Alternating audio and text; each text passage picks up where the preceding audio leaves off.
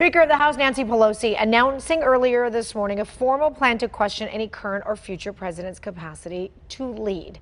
Fox Side legal analyst Wendy Patrick explaining what is happening next. Wendy, good morning. Good to see you again. This is 2 days in a row. I love it, Shali. Let's make a habit of this. There's so much Always news to happening. I discuss. know, and there's so much happening every single day. This morning on our news, we've been talking about this. The House Democrats, they're introducing this Commission on Presidential Capacity. They're basing this on the 25th Amendment. What does all this mean? Well, Shali, in theory, what it means is, of course, the 25th Amendment is a process by which if a president is incapacitated to the extent that he can no longer carry out the powers and the duties of his office, he can be replaced by the vice president. Now, the application of this to President Trump just isn't there. It's a bill on a road to nowhere in terms of what it means for this administration, which is probably why when Speaker Pelosi came out and clarified what she was actually trying to do, she was very clear that this would be something that would apply to future presidents, thus begging the question, why bring it up 20-something days before a current election? It looks inherently political. The bill itself has been around since 2017, and the president just recovered over the weekend from coronavirus. So that just seems a little bit, and I don't really want to say petty, because she's basically coming out and saying, look, it's not political. God bless her. She's 80s year olds herself, and nobody's questioning her mental capacity. So it's one of those things that the timing is curious enough to doubt the motive behind the introduction of this bill today. Yes. And although she was very clear, it's forward looking. It's clearly also short-sighted with an election about 20-something days away as well. And that's a good point. I mean, we're just weeks away from the election. So what's the chatter behind the scenes about why she would bring this up right now today if it's supposed to apply for future presidents? This is not applying right now at this moment, correct? Well, not as of today, but as of yesterday. Remember that Speaker Pelosi was questioning the timeline regarding, well, when did the president find out he had COVID-19 and when was he tested? How frequently is he tested?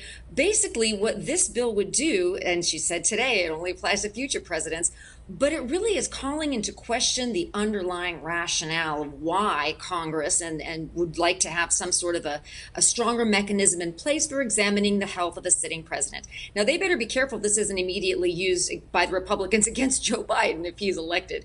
So it's one of those things that motive matters. And, you know, I got to say, having been a lawyer as many years as I have, credibility counts.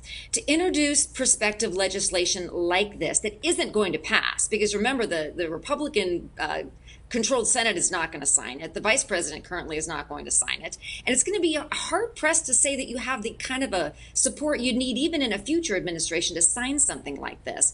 It's just one of those things that seems to draw attention to a non-issue for political reasons. And we don't need an impeachment 2.0 so close to the election. And we certainly don't need this to be the kind of October surprise people were worrying about, because there are much better arguments, I would think, the Democrats have than drawing everybody's attention to a non-issue, which apparently, at least for now, is the president's health. So what would happen if this moves forward? And obviously, anytime anything moves forward, the legal world gets involved and the courts get involved.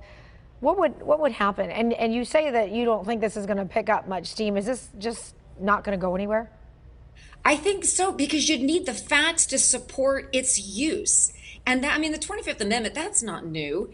It has not been invoked as many times as people think, but the times that it has been in serious incapacity. Somebody's unconscious, for example, undergoing surgery. Somebody is literally so ill they can't fulfill the powers and the duty of the presidency. If anything, I think the Democrats think that President Trump is too involved and you know, making too many decisions, many of which they don't agree with. But be that as it may, this is not even close to the types of circumstances that would justify its introduction. And why now? I mean, first of all, it's like 2017, right now before election, we're going to be talking about it again, right after the president has recovered from coronavirus over a weekend. And, you know, he can't hide that kind of thing. He's on TV every day. So putting all of that together, I think there's some even among the Democrats concern that this might backfire. This strategy, this press conference, this drawing attention to an issue that currently doesn't exist certainly might backfire. Let's not pick on the president for having recovered as quickly as he has. Let's in fact celebrate that quick recovery and wish that everybody will recover just as quickly. Yeah, but there's some saying, Wendy, that he's still recovering. I mean, he's not out of the I don't woods think yet. I don't think you can say that anybody is fully recovered until, of course, you have the requisite amount of days after having contracted the illness. I think the best you can say is looking at his doctor saying he's doing better. He certainly looks better. If you saw Yes, he those definitely press looks better. conferences he had Absolutely. in Walter Reed over the weekend, which really humanized him, by the way, Shawley. I mean, there he was, unafraid to show that clearly he was not at his best. He wasn't even wearing a tie, but yet he showed us that human aspect of himself, that he too is vulnerable to becoming sick. So now that he's feeling better, let's just let the rest of the time run without somehow backtracking and saying, yes, but if it had taken another course, we might be using this amendment. I just don't think that the timing is working for the Democrats. And I think many Democrats, probably Speaker Pelosi herself, probably recognizes that to some extent, which is no doubt why she changed her tune a bit at the press conference she had today. Wendy Patrick, always good to see you. Thank you. Thanks, Shelley.